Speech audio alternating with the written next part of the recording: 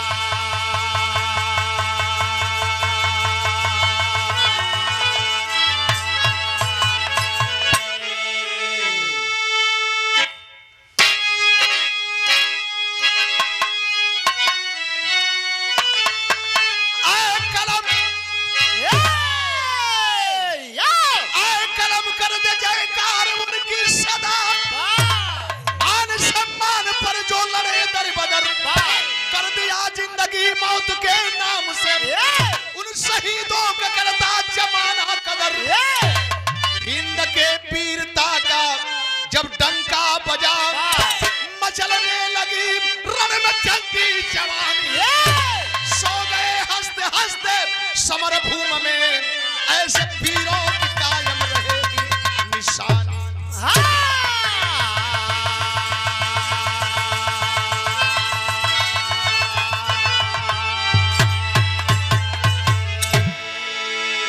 कुछ गलत हुआ इतिहासकारों के द्वारा, बड़ी बढ़िया बात सुने हैं। धोखा, बाबा साहब के साथ में धोखा, हम लोगों की क्या औकात है। दर्द तब होती है कि जब अपने लोगों की पहचान नहीं कर पाते, तब दर्द होती है। यही से वो दिन कहली कि वो बिरह के वही रहे था, वो दूसर चीज है। घबराए लगे थे लोग। साथियों, अगर धोखा न होता तो बाबू जगजीवन राम अंतिम समय में ये नहीं कह पाते अब इस शून्य को कौन भरेगा। बाबा साहब ने अंगुली दिखाया था, बाबूजी ने ऐसे करके वृत्ताकार गोला बना करके संकेत किए थे। एक नाम उभर करके उनके बाद आया था रामधन साहब का, लेकिन वो सपना सपना रह गया। बात बहुत लंबी हो गई। आज राष्ट्रपति की कुर्सी पर महामहिम के स्थान पर द्रौपदी मुर्मू बैठी हैं। द्रौपदी मुर्मू क्यों बैठी हैं? अगर कहीं बाबा साहब का लिखा हुआ संविधान न होता तो द्रौपदी मुर्मू नहीं बैठ पाती। लेकिन वह परिवार के सामने अगर जाइबा तो वह परिवार तुहार बहिष्कार करे। वो बाबा साहब के का बुझत जनबा न करता, वो बाबा साहब माने का बुझत हुआ। यह कमी है कि समय पर हम बहुत काफी तादाद में झौआ भर हई हम झौआ भर, जब जरूरत आ जाले तो हम आ जाल जला पौआ भर। जैसे वोट गनाए लगला, वोट देवे से पहले ये होला कि हमारी यहाँ हेतना वोट है, हमारी यहाँ हेतना वोट है, हमारी यहाँ हेतना वोट है। विधानसभा में मन हेतना ही जा के हराई मन के। और जब चुनाव आ जाला, समय आ जाले तो हम पौआ भर पर भूला जाल जाला। एक ठे सीसी ले लहल जाई, मोमजामा में लिपेटल सरल मुर्गा, ई मुर्गा के मांस ले लहल जी। कहल जाई कि 2-4 ठे वोट गड़बड़ा जीते से का हो सकला, बढ़िया आदमी हो कम से कम गरम तो कैलस। यही तरह बात बिगड़ जाले तो पहले तो ओके हमन के सुधारे के पड़ी। लेकिन यहाँ एक लाइन संकेत देव जाती। कैसा संकेत, क्या बात है लाल।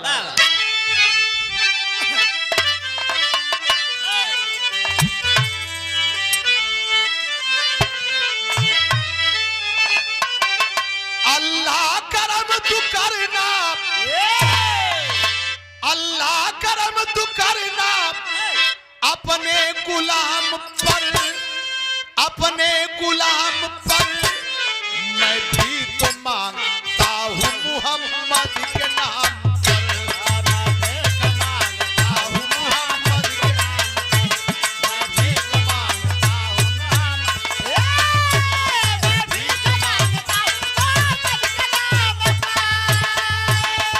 भाग जा पापी कोरे, ना तेरा गुजारा, ना तेरा गुजारा। हम हिंद के सिपाही, यही हिंद हमारा। हिंद के सिपाही, हम हिंद के सिपाही।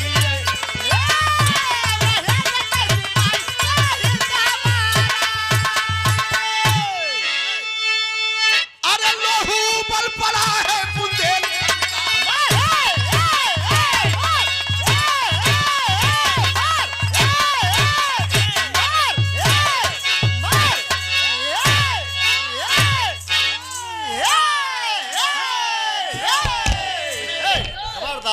दोहाई भाई का। अरे साला मार दूंगा। कटही में लगत है कोकर अंदरवा का सेसनिया गड़बड़ा गई।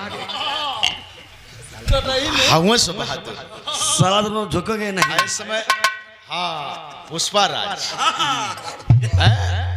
हमारे सदियाबाद में लगल है। साला फटेगा नहीं, साला फटेगा नहीं। तो ये साले दोनों झुकेगे नहीं, दोनों साले। देखा है ये कर मतलब ही लहा देलस। वो फुटवियर का दुकान, जूता चप्पल का दुकान कैले हुए तो पे लिखल कि साला फटेगा नहीं पुष्पा राज। ये दोनों झुकेंगे नहीं। हाँ हाँ ये भी साले हैं। चल नहीं तो हार ना, ईमानदारी से बोलो तो ये दोनों सार लगी है तो।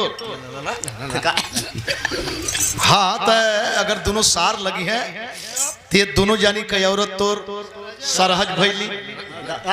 अब का है ना औरतिया दूसर कुछ हो जाई है, औरतिया बहन हुई है, इसो तो सार हो गई ना। देखा कितना बढ़िया पढ़ल लिखल आदमी है, कितना बढ़िया पढ़ल लिखल आदमी है। क्या बात है बा। लोहू बल पड़ा है बुंदेलखंड का, आजाद होगा भारत नारा बुलंद था। नरहुल के मत पर शाह ने ऐलान कर दिया, छोटे भाई लखन भी फरमान कर दिया। एक नर्तकी आजादी वाला गीत गा रही है, एक नर्तकी आजादी वाला गीत गा रही, एक नर्तकी आजादी वाला गीत गा रही। अनोखी अदाओं से सब चोरी जा रही, अनोखी अदाओं से। गौर करेंगे नरहुल के मधुकर गरीब परिवार, गरीब परिवार लेकिन जिल्लत की जिंदगी नहीं, इज्जत की जिंदगी। बाबा साहब ने भी कभी कहा था 100 साल जिल्लत की जिंदगी से बेहतर 100 दिन इज्जत की जिंदगी जी लेना, मगर बिकना मत। हमारे सतप्रकाश भाई सुतगल हुए बहुत पहले बाबा साहब की वकालत, तीसरी वकालत में ये चीज मैंने दिया था, ध्यान देंगे। आखिरकार हालात देख के ब्रिटिश गवर्नमेंट में सच्चाई है, जबकि बताओल गल कि सब अंग्रेज बुरे नहीं थे। अगर सब अंग्रेज बुरे रहे होते तो हम लोगों को इतना बड़ा जगह मिल भी नहीं पाता। लेकिन कुछ याताताई तो थे, आज भी हैं, आज भी हैं, हमारे बीच में है, आपके बीच में है, हम पहचान नहीं पाते हैं। देखा यही में पहचान बताओ जाते धोखा। आखिरकार गांव के लोगों के इकट्ठा कैले, हर बिरादरी के लोगों के इकट्ठा कैले, इकट्ठा करके हाथ जोड़ के खड़ा भइले का होखे के चाहिए। एक बार पुरनिया के आवाज सुन के गांव के जवान तैयार हो गए, गांव के जवान तैयार हो गए। 10-12 जवानों का नाम लिखल गयल कि अब हमन मान सम्मान के जिंदगी जियल जाई। अगर हमन के गांव के ऊपर केहू बुरी नजर देखी, ओकरे साथे हमन संघर्ष कैल जाए। लेकिन हाई देखे वही गांव में, वही बगल में, ई गांव में पंचायत होती है। बगल में एगो तवायफ रहल, और तवायफ यही तरह के केहू के प्रोग्राम में नाचे गावे बदे गईल बा। साज समाज लेके नाचत गावत है, तबले अंग्रेज अइले पकड़ले, कहले कि अबे साली चल हवेली पर नाच, बहुत इनाम मिलेगा। बहुत बढ़िया नाचती हो, बहुत बढ़िया नाचती है। आय हाय हाय देखे बात बिगड़ गई। नाचे वाली को पकड़ करके सब हवेली पर ले गए, लेकिन यही देखे उसकी हिम्मत और दिलेरी।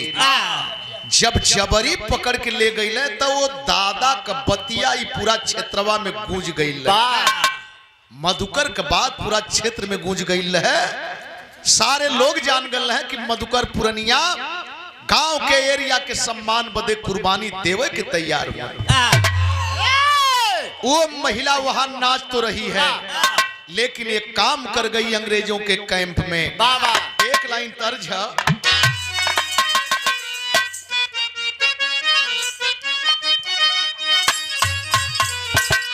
गज भर का गुजारिया गजब कर, जब बजरा बोलाइया बताब कर, गज भर का गुजारिया गजब कर। गोरी गोरवन के चाकमा पढ़ावला गली, गोरी गोरवन के चाकमा पढ़ावला गली, गोरी गोरवन के चाकमा पढ़ावला गली। भारत माता का गीत देखा गावला गली, भारत माता का गीत देखा गावला गली। गोरी गोरवन के चाकमा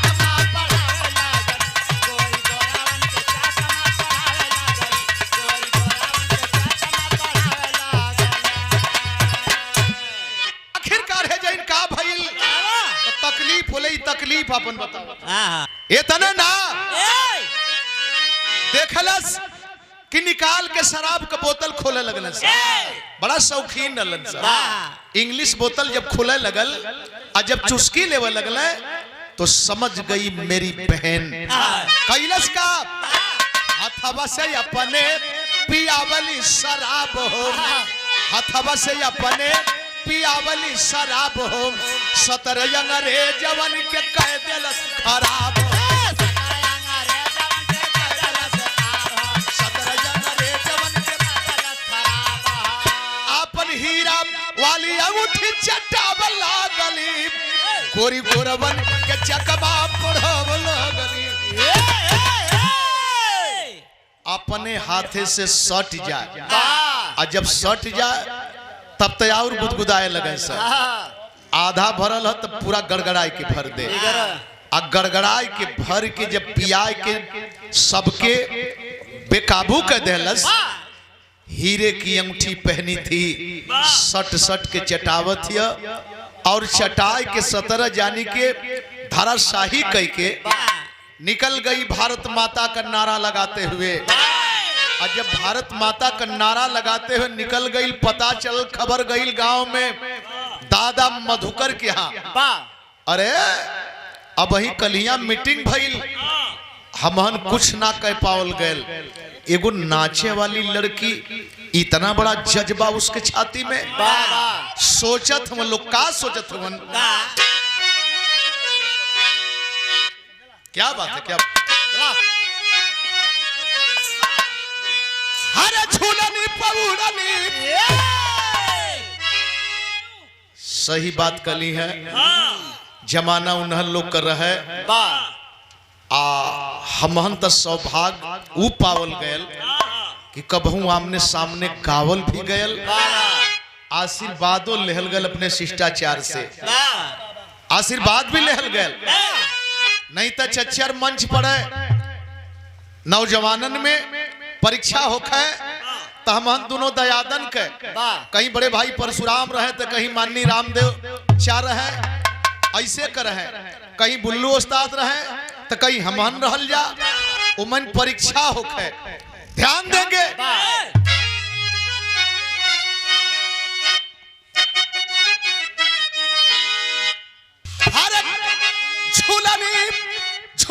पौड़नी जहाजिया लगा दाम हमार पैजेब राज हीरा जड़ा दा हमार पैजेब राज हीरा जड़ा दा हमार पैजेब राज हाँ हीरा जड़ा दा हो हीरा जड़ा दा हो हीरा जड़ा दा हमार पैजेब राज हीरा जड़ा दा हमार पैजेब राज हीरा जड़ा दा।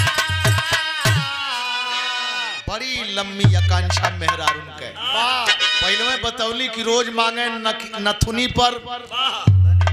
नथुनी पर ओढ़नी पर पैजनी पर ई कितना चीज गांज दा तो पाई जा वहीं में झूलनी पर नथनिया पर गोली मारे हाँ पहलवा नकबुज्जी चले हाँ कहे नथनिया पर गोली मारे सैया हमार हो बड़ी लंबी आकांक्षा है बड़ी ऊंची सोच है यही से कहिला कि रोज देत रहबा भरत रहबा वो कहियो ना न करी है ना हो एक काम जरूर करे के चाहिए हमहनों के मर्दन के हमहन मर्द हैं हमहनों करे के चाहिए कि इनकर 100 सकारिला ई जितना फरमाइश करत यही 100 सकारला करा एक को मत देखा फूल के गुब्बारा हो जाई अब फूल के गुब्बारा हो जाई है इकट्ठे वही में बागचो कह दा लेकिन इनकर पूर्ति ना हो कौनो रहल यही तरह का फरमाइश कैलस ना लियाल मर्द फूल के गुब्बारा हो गई उसे न मर्दा से न बोलत है न पानी न दाना झूठ ही बिना बीमारी के जब देखत कर आय हो करिया पिरात हो पापा बिना दर्द का दर्द अगर ओके दवाइयों खियावल जा तब बहुत रिएक्शन करी मर्दा समझ गल कि इन नखड़ा कैले खड़ा करत है बस मर्दों का काम के लिए जानत हुआ सबे रही गल ताजी जिलेबी पाव भर लेके आयल अब बेटा शुभमा के बोलौलस आओ बेटा हाइला तोहार मम्मा भेटायल ना हाई जिलेबी देला आ जब मम्मा का नाम सुनल तो मेहरारू उठ के बैठ जाई का हाल चाल कुछ कहला ना तबले ना बोलत है आ जब नैहरे के बात सुनल तो काखत सवाल पूछत है कहला कि का पूछत है माई बीमार है पता नहीं का होई ना जी बड़ा नर्वस रहला है भैया चलबा ना माई के देखे चला तैयार तुहार तबीयत खराब है कैसे चली चला कोनो बात ना चल अब नैहर के नाम पर तैयारी हो गई गौर करेंगे फिर कहा तू तैयार हो खा हम अब आवत है साँझ ही कयावा एकदम आग हो जाई का हमार माई मर जाई तब जाइबा का हमार माई मर जाई अरे घबरा मत भैया भेटा लना परसों माई के लिया के आवत हो हमनो तनी से दर दवाई कह दिल जाई पाव भर लइका जिलेबी चपलस मेहररुओ खुश इहो खुश माइयो ठीक इहो ठीक तब पूरा अगर कह देबा तब तई कपारे पर चढ़ जाई ई छुरी में एक और धार होले मेहरारून के दोनों और धार होले वैसे चौतरफा धार होले चौमुखी होले ई गुप्ती है गुप्ती ए जैन का भयल का हर कौन दिन काम आई कहे कौन दिन काम आई ई जोगवल जवानी लुटल पपिया भारत मर्दन का पानी लुटल पपिया भारत मर्दन का पानी लुटल पपिया भारत मर्दन का पानी हो मर्दन का पानी अरे मर्दन का पानी लुटल पपिया भारत मर्दन का पानी लुटल पपिया भारत मर्दन का पानी बात कहिया कहा 8 अप्रैल सन 42 का पतिया सुनी के गरम भइली बीरवन का छतिया सुन के गरम भइली बीरवन का छतिया सुन के गरम भइली बीरवन का छतिया अरे साथी अजीत साथे के साथी अजीत साथे जौहर सिंह सानी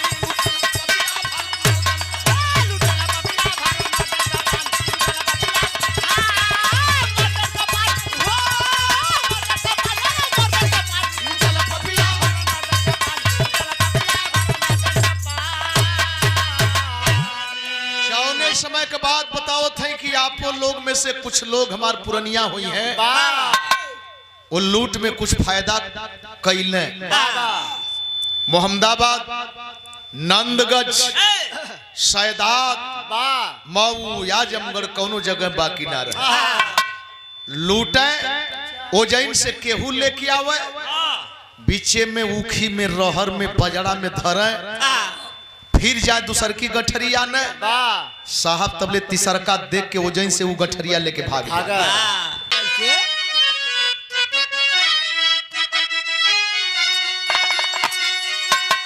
कि खोली दाब केवाड़ी या बहिनी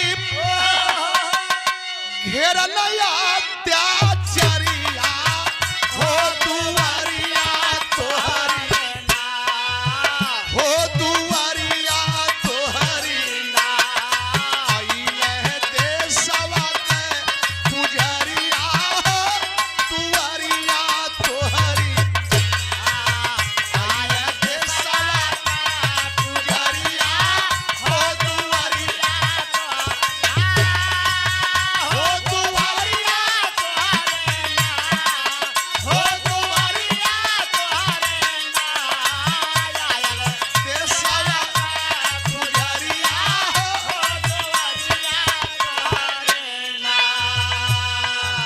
कैसे हमनी कर्जा भरल जाई, कुर्सी घींच घींच के बैठे के होता। और ये चीज भूलेंगे नहीं, क्या भाव है लोगों के अंदर। विरहा के माध्यम से जितना बड़ा त्याग तपस्या कह दहली, आज वही पर कलाकार चले का काम करत है। वाह हिम्मत ना पड़े लोगन के, न गावे के न गवावे के। काल वही तो बता रहे हैं कि माननीय मुलायम सिंह यादव स्वर्गीय, उनके बॉडीगार्ड ओम प्रकाश यादव बुलाए थे चंदौली में, और जब गाने लगे बोलने लगे, एक बात मैंने बोल दिया समता पर, बड़े भावुक हुए। कलाकार भटक रहा था, कलाकार बांटने की बात कर रहा था।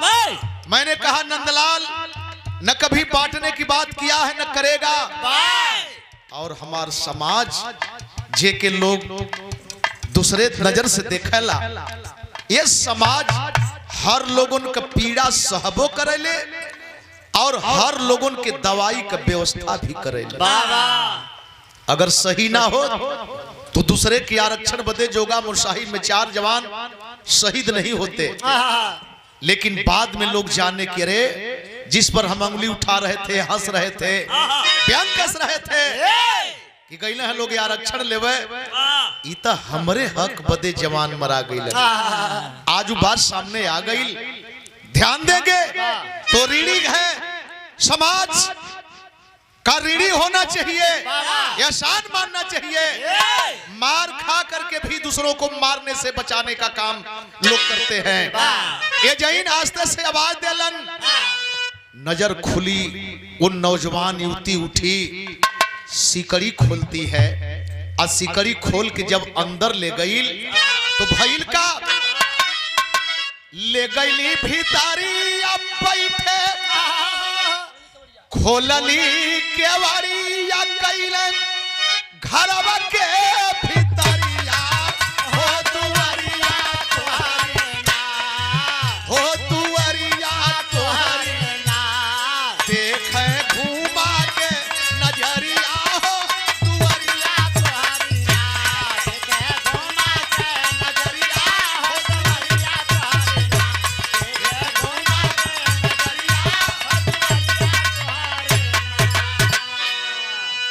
हाय देखे बात बिगड़ गई। आया है चरपाई पर गईले, बेड पर गईले, बैठ के चारों तरफ नजर घुमा के देखत हुन, देखत देखत मुंह से निकल गल, बहन इतनी बड़ी हवेली में तुम अकेली दिखाई दे रही हो।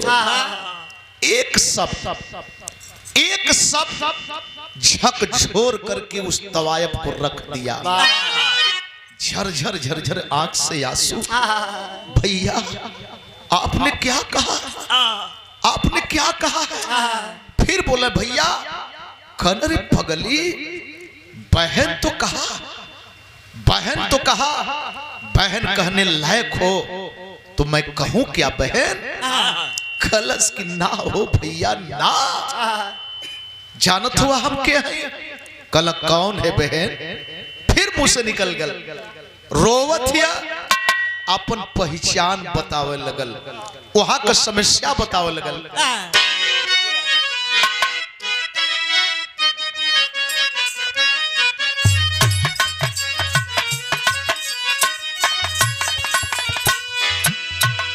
ये भैया हम बाटी कोठवा का नारद कारक है दुनिया। ये भैया हम बाटी कोठवा का नारद कारक है दुनिया।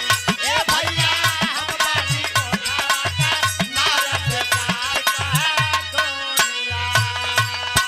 ये कोठा है भैया, परिवार कहां से? ये कोठा है, मैं नाचने वाली हूँ, गाने वाली हूँ, लोगों को लुभाने वाली हूँ। लोग यहाँ आते हैं, मुझे नचाते हैं, पैसा देते हैं, चले जाते हैं, मौज मस्ती रंगरेलियां उड़ाने आते हैं। कहला पगली इसीलिए रो रही है। समझावत हुवन, हमारा रहे फूल के साथ,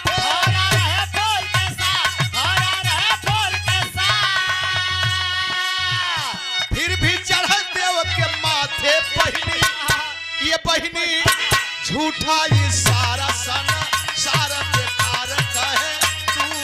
ए बहिनी झूठा ये सारा सना सारा बेकार कहे तू। ए बहिनी झूठा ये सारा सना सारा बेकार कहे तू। अरे पगली, बगीचे में फुलवारी में फूल खिलते हैं, उदाहरण दे के समझावत हवन। भंवरे दूर से जाते हैं, इस पर बैठते हैं, उस पर बैठते हैं, उस पर बैठते हैं, इसीलिए भंवरों को हरजाई का दर्जा दिया जाता है। लेकिन फूल पवित्र का पवित्र ही माना जाता है। जानती है बहन, उसे माली तोड़ करके ले जाता है, पवित्र समझ करके कहीं भी रख देता है, लेकिन भंवरा पवित्र नहीं कहा जाता है। आए है, तू पाक है पगली, तू पवित्र है, तू पाक है।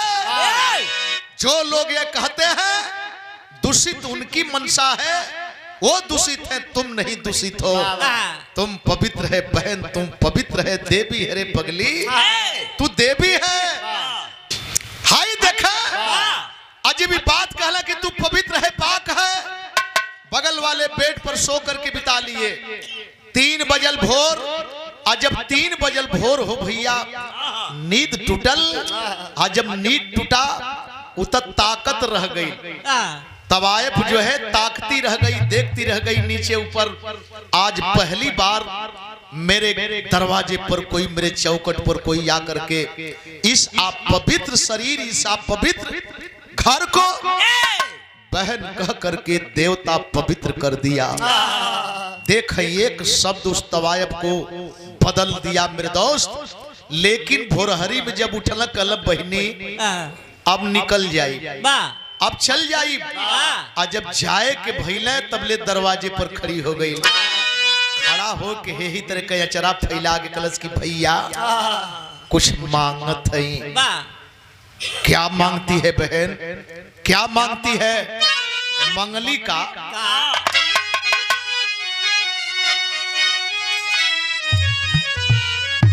अरे सुन कैला राजाऊ, सुन कैला राजाऊ, कचौड़ी गली सुन कैला राजाऊ, कि मिर्जापुर के कैला गुलजार हो, कचौड़ी गली सुन कैला राजाऊ। बाबू नागर साहब को जब अंडोमान निकोबार काला पानी की सजा हो गई, नैया पर बैठा करके ब्रिटिश हुकूमत के लोग जब ले जा रहे थे मिर्जापुर, जब तीरे नैया पहुंचती है तो एक तवायफ थी जहां पर रोजाना आते थे जाते थे। जब उसे पता चला दौड़ करके आई और देख करके यही कही थी कि सेजिया पर सेजिया पर लोट काला नाग होगी दिया पर राग लेहले सखिया सेजिया पर दिया पर राग लेहले सेजिया पर काला नाग होगी बड़ा भाव रहल है चित्तन बाई चित्तू बाई ये सब नाचने वाली गाने वालों की बड़ी भूमिका रही है लेकिन ये जैन मंगली का अरे जरूर यही है भैया जरूर यही है भैया की हरवा जरूर यही है भैया अब बधवा रखिया कन्हैया की हरवा जरूर यही है भैया हरवा जरूर यही है भैया बधवा रखिया कन्हैया की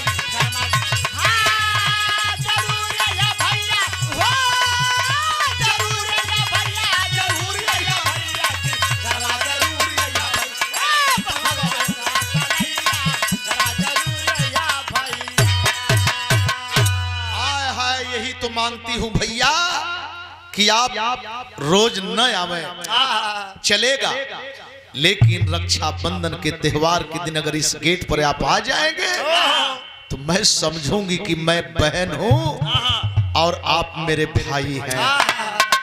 कहले पगली कहिया रक्षाबंधन का त्योहार है कहले पर समय भैया पर समय दुनिया की हर दीवार को फांद करके आना पड़ेगा।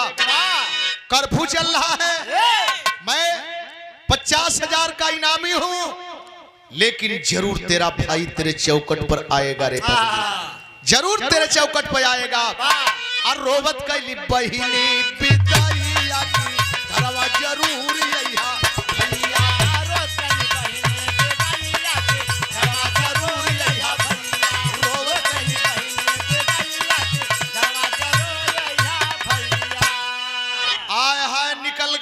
मधुकर सुबह होता है सूर्य जब सामने आए प्रकाशमय होता है तो चर्चा उसी प्रकाश में प्रकाश की तरह चारों तरफ फैल गई।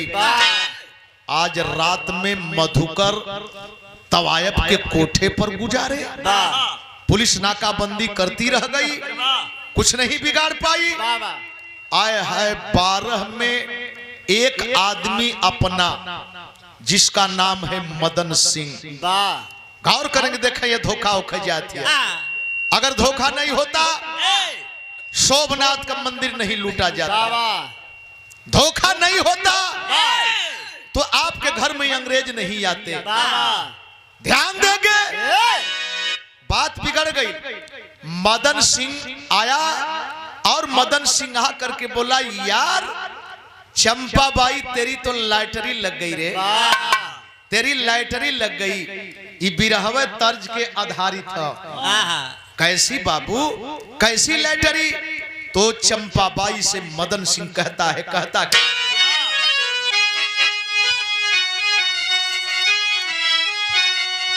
अरे या बही उमरिया छोट गोरिया छोट गोरिया हो काहे रंगले पारू लाल लाल ओठ गोरिया। एक बात कविता बतौली है कि हम नंदलाल रवि जी के कुछ कहबे न करीला कहे के चाहिए के कहबू जब अपने के ना कहबू तो के कहबू अपने के मतलब तो दूसरे अर्थ लगा दे भाव हो कहे की चाहिए। अच्छा अगर तू ना कहती हो तो नंदलाल कहाँ भाला लेके काटत हूँ नंदलालो तो उतने प्यार दिले उतने प्रेम दिले कबहू कैसेट में जब शरीर उखमजल तो मुंह से निकल गल कविता किस मुर्गी उखमजल तब वो प्यार साहब मुंह से निकल गल ये तरह उखमज के जब बिरहा गौली तक बनी बाहर कविता किस मुर्गी ये मुर्गी की हिम्मत की मुर्गा के टाइट बोले बड़ा कैसेट धुआंधार बिकल कविता किस मुर्गी कहले कि भैया तू कह ना देला कि सरवा कुल गवैया हमके मुर्गी मुर्गी कहले हम कनी चलाई भाव रहल है ना एकदम एकदम एकदम आराम से एकदम जाए। और होता क्या है कहा क्या? अरे बोला मदन सिंह चंपा से तेही बार दुलही हो आज खुली गली लैटरी तोहार दुल आज खोल गई लैटरी तोहार दुलही, आज खोल गई लैटरी तोहार दुलही हो तोहार दुलही हो तोहार दुलही हो आज खोल गई लैटरी तोहार दुलही, आज खोल गई लैटरी तोहार दुलही। गुड्डू बाबू ई बिरहा केवल तर्ज के आधारित है, एकर लेखनी अलग ढंग से है। और कैसन बाबू कल के छुपा रही हो, मैं जानता हूं सब कुछ मैं ही नहीं पूरा क्षेत्र जान गया। एक काम कर दे चंपा, एक काम कर दे, अरे मधुकर्मी नवाब के देबू पकड़ाई हंसिया का फंदा जहिया गले लगी छाई।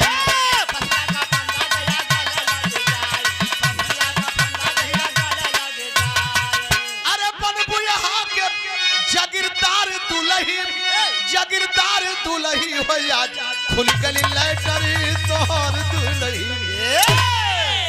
जानती है तुम्हारे कोठे पर कौन आया था? 50,000 का इनामी मधुकर। एक काम कर दे चंपा, आज नहीं कल पुलिस के सामने पड़ेगा, गोली मारी जाएगी या पकड़ लिया जाएगा तो फांसी के फंदे पर होगा, जबकि मैं भी साथ में हूं 12 के टीम में। देखे धोखा हो गई, पकड़वा दे, फांसी पर जाएंगे और जिस दिन फांसी के तख्ते पर मधुकर होंगे उस दिन मैं तेरी मांग सजाऊंगा और ये कोठा कोठा नहीं, इसकी तस्वीर बदल दी जाएगी, तस्वीर बदल दी जाएगी। तू जागीरदार बनेगी और मैं तुझे दुल्हन बनाऊंगा। अब क्या चाहती है? आज नहीं कल मधुकर मारा ही जाएगा तो कम से कम फायदा उठा ले मौके का चंपा। आए हाय धोखा हो गई। गांव के ही लोगन के बीच का एक जवान जो सौगंध लिया था दादा के नाम पर, गांव के नाम पर, भटक गया लालच में। आज जब सुनलस हो भैया तब मुंह छुपाई के रोवत ये सोचे लगल का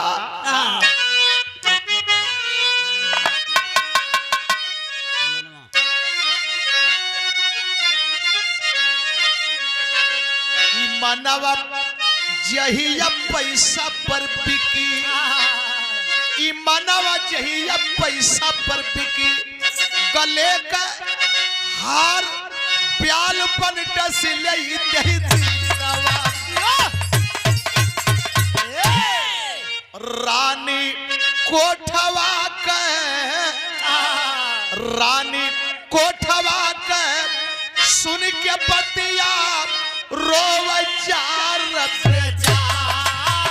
रानी कोठवा का सुन के बतिया रोव चार बेजार, रानी कोठवा का सुन के बतिया रोव चार बेजार, रानी कोठवा का।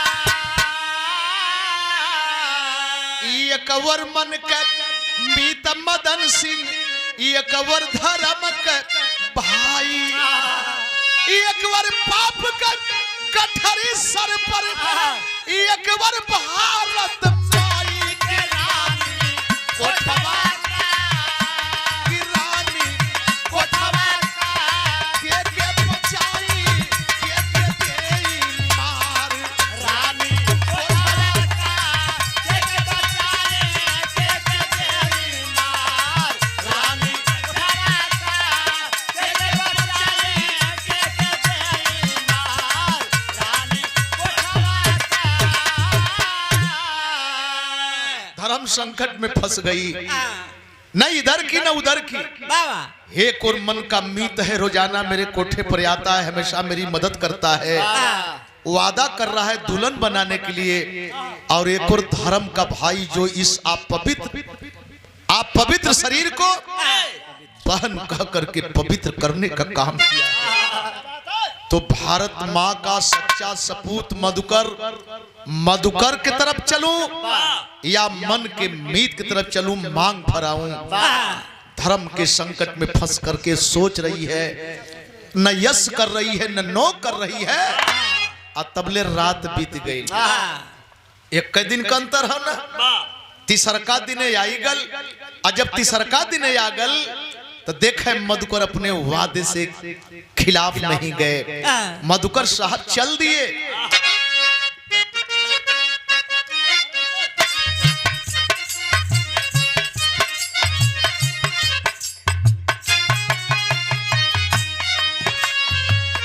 रखिया के दीने मधुकर अपनी भवाना से, अपनी भवाना से बहिनी के घरवा पहुंची जाय जाय।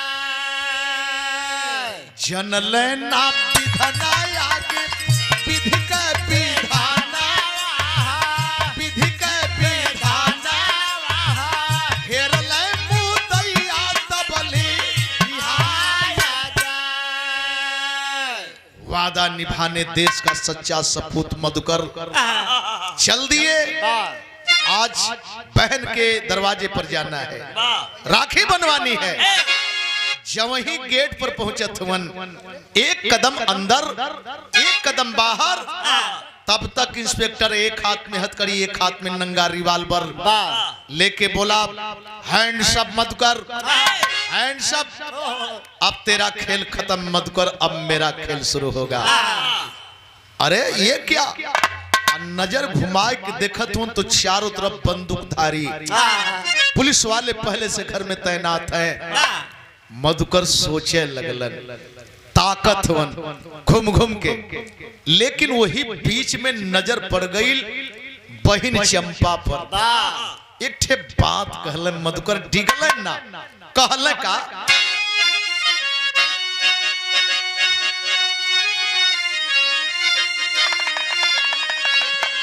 अरे बोले मधुकर, बोले मधुकर भरी गल नयनवा चंपा बहिन से, तोह के जो है रखिया संग बीरनवा चंपा बहिन से।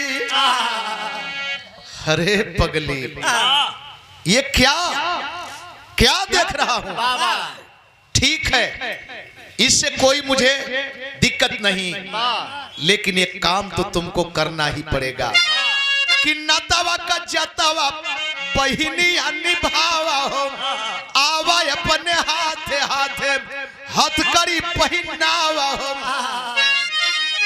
जो हथकड़ी लेकर के खड़ा है इंस्पेक्टर, मैं जानता हूं कि तू राखी नहीं लाई है, तेरे पास रोरी नहीं है।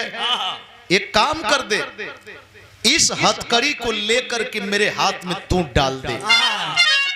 अगर तू डालेगी, अरे ये क्या समझ, राखी का बंधनवा चंपा बहिन से, झरझर बरसया सुभर नया नवा चंपा बहिन से। अगर तू पहनाएगी तो इसे मैं राखी समझूंगा, बाहर देश का दीवाना। अगर ये इंस्पेक्टर पहनाएगा तो ये हथकड़ी होगी, मेरा अपमान होगा। तो बहन के दरवाजे पर अपमान नहीं होना चाहिए। तबले तन नजर पड़ गई मदन सिंह पर। अरे मदन मितनवा पर पड़ली जब नजरिया हो, कैसे माफ करी है मितवा भारती मतरिया हो। अरे जहिया झूलब फांसी का झूलनवा चंपा बहिन से, तोह के मारी दुनिया जग में हनवा चंपा बहिन।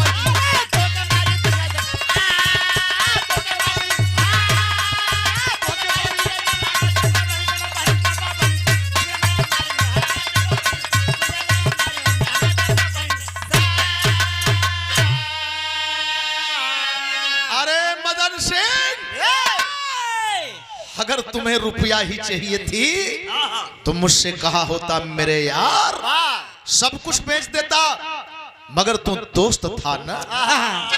इलाका गांव के सम्मान के लिए सौगंध लिया था 12 के कतार में, एक मेंबर तू था, वाह तो एक मेंबर अगर दिक्कत में पड़ता तो क्या सारे मेंबर तमाशा देखते? लेकिन तूने तो गद्दार निकला मेरे भाई, भारत माँ के पीठ में छुरा फूंक दिया। एक बात सुन ले, आज नहीं कल मैं तो फांसी के फंदे पर जाऊंगा ही, लेकिन जिस दिन फांसी के फंदे पर जाऊंगा मेरा नाम स्वर्ण अक्षर में लिखा जाएगा और तुम्हें वहीं पर गद्दार लोग कहेंगे। ये देश वाले माफ नहीं करेंगे। आए हाय, तब तक इंस्पेक्टर हथकड़ी डाल दिया। अजब डाल दिया, बोला मत कर, अब समय नहीं है। बोला रुक जाओ, भागने को होता तो यहां बहुत कुछ हो जाता, लेकिन भारत का शेर भगोड़े नहीं बन सकते। कम से कम अपने बहन को भर नजर देख तो लेने दो। इतना के बावजूद खड़ा होके कहला बहनी, एक बात कहला का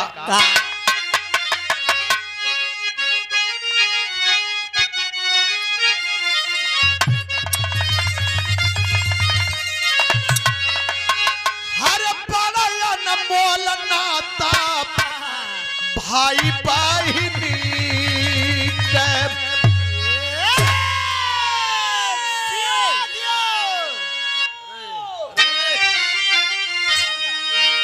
रखिया में छिपल भाई बहिनी का प्यार,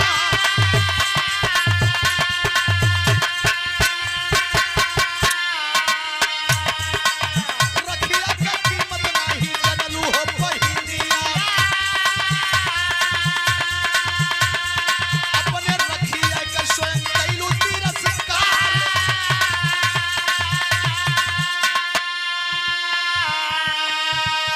बंदूक लेकर के सारे सिपाही चौकन में है, हाथ में रिवाल्वर लेकर इंस्पेक्टर खड़ा है, लेकिन बहन को उस गेट पर बाबू मधुकर कुछ उदाहरण देने लगे।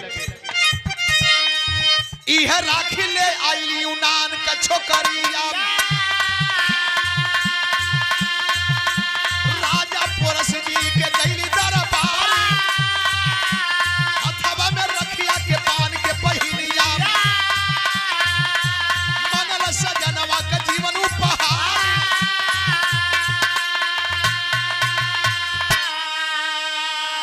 नहीं समझ पाई बहन इस रक्षा बंधन को, इस राखी के बंधन को नहीं समझ पाई। अरे यूनान से जब सिकंदर तैयारी करके चला, पोरस की तरफ कूच किया, पंजाब की तरफ कूच किया, तो किसी महिला से उसकी प्रेमिका पहले आकर के मिल गई, बोली कि बहन भारत के जवानों की मजबूरी क्या होती है, बता दी कि सुन, भारत का जवान एक कच्चे धागे पर मर जाता है और किसी को मार भी देता है। ये जान गई, पोरस के दरबार में गई, आंचल फैला करके भीख मांगी, पोरस के हाथ में राखी बांधी और भीख मांगी, मांग ले बहन क्या चाहिए, मेरा पति जिद्दी है, आपसे लड़ाई करेगा, हम जानती हूं कि आपसे वो मारा जाएगा, माफ कर देना भैया, जीवन दान मांगती है एक प्रेम का अपने पति के लिए। आए हैं झेलम नदी के किनारे, दोनों सेनाएं आमने सामने हुई, जंग हुआ, 3 बार भाला उठा करके पोरस मारना चाहे, हाथवा उठावे तो रखिया लौक जाए, रोक देले। आज जब अरेस्ट कर लिए सभी यूनानी सैनिक, सिकंदर समझदार व्यक्ति था, कहा पोरस बहादुर तू चाहता तो पहले ही वार में मुझे खत्म कर देता, लेकिन दुश्मन जानते हुए भी हमें तूने छोड़ा क्यों? हंस करके कैद है पोरस, हंस करके बोला कि तू क्या आजमाओगे भारत के बहादुर को? अरे हमारे हाथ को तो तुम्हारी प्रेम का पहले से बांध चुकी थी, एक राखी के बंधन में। आए हाय, ये बात जब सुना तो लज्जित होकर के सिकंदर वापस गया।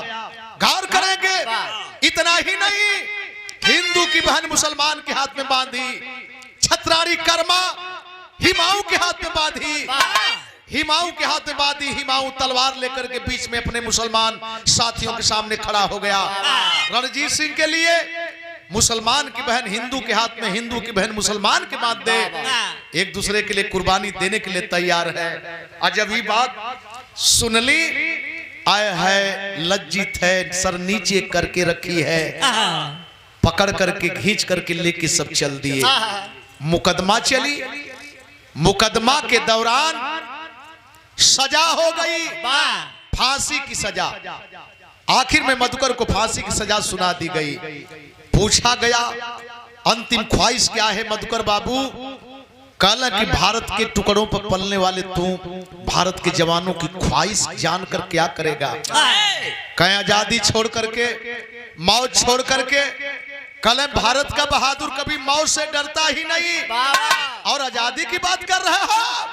तुमसे भीख नहीं मांगेंगे, ये मेरा अधिकार है, मेरी धन धरती है, तेरे धरती पर नहीं, मैं तुम मेरे धरती पर है, और एक दिन तुमसे हम छीनेंगे, जबरी छीनेंगे। हाँ, पूरा करना चाहते हो? एक बार कोठे वाली बहन को मेरे सामने कर दो, जहां से पकड़ के लाए हो, एक बार मेरे सामने कर दो। और जब खबर गई चंपा बाई के, गौर करेंगे चंपा बाई मदन सिंह से कली का हो, समय आ गई, चला सिंदूर ले ले चला, बड़ा खुश होके नहा धो के पाउडर वाउडर लगा के चल दे मदन सिंह। चंपा बाई भी जाती है। आज जब मधुकर के सामने पड़ती है चंपा, मधुकर बोले शाबाश बहन शाबाश, मुझे विश्वास था कि मेरी बहन जरूर आएगी, लेकिन जानती है मैं बुलाया क्यों? क्यों बुलाया?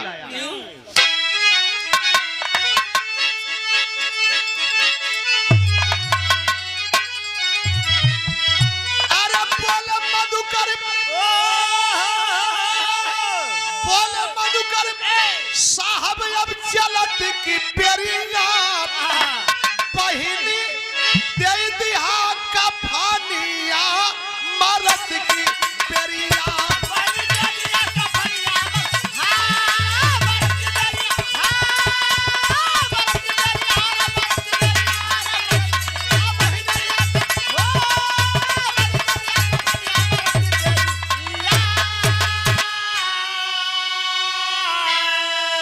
कही थी ना कि आज पहली बार कोई देवता रूपी इंसान हमारे मंजिल पर आया, इस नापाक शरीर को बहन कह करके पाक किया। वही भाई तेरा सामने खड़ा है रे, तू भले भटक गई, लेकिन तेरा भाई तुझे पहचान रहा है कि मेरी बहन है, धर्म की बहन है। एक काम कर देना, अब तो मैं फांसी पर जाऊंगा, फांसी के फंदे पर जाऊंगा, लेकिन मेरे मर जाने के बाद मेरे शव पर तू शवपट डालेगी, कफन तू डालेगी। बस मेरी अंतिम ख्वाहिश है बहन, अंतिम ख्वाहिश है, अपने हाथ से कफन डाल देना, बस कफन डाल देना। इतना जब चंपा बाई सुनलस, मदन सिंह बगलिए में खड़ा हुआ है, इतना सुन के चंपा बाई पिस्टल के निशारी, 3 गोली मदन के एक खुद सीने में मारी, छिपाए के पिस्टल ले गई। ओकर कहा चेक हुई, उतर सब समझले कि हमहन के आदमी है, मदन सिंह हमहन के आदमी है, चंपा बाई हमारे आदमी है। लेकिन वही बीच में निकल रिवाल्वर, 3 गोली मदन सिंह के, 1 गोली अपने छाती में मार के जब गिरल, आए है ना बर्दाश्त भैल बाबू मधुकर के। एक ठे बात कलरे पगली, हमसे बाद में अली, पहले जाती रे बहन, हमरे लसिया पर कफनिया के ओढ़ाई रे। अरे चमका दही हम सीता पर चढ़त की पेरिया, बहिनी दे दिहा कफनिया, मरद की पेरिया।